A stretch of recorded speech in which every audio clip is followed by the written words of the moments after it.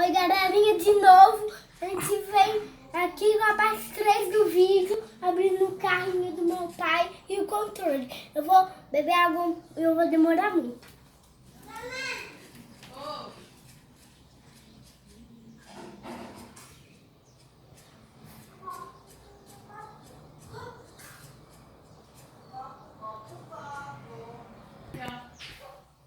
Então, galerinha, eu cheguei da água. Então, vamos ver.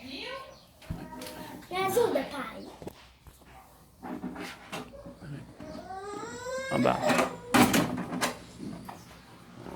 Então, olha, galerinha, o carro do meu pai.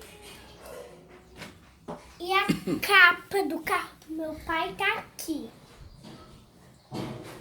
Então, a minha irmã tá bem aqui, querendo ajudar no vídeo.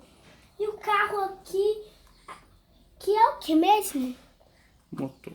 Aqui é o motor. Agora vamos colocar. Pode deixar, pega o controle. E vamos abrir. Então, galerinha, esse é o controle do meu pai. Então, vamos ver isso. Um disco de contar música e um fio e um controle remoto. Se apertar aqui, pode estragar e rodar aqui também. Então, tchau, galerinha!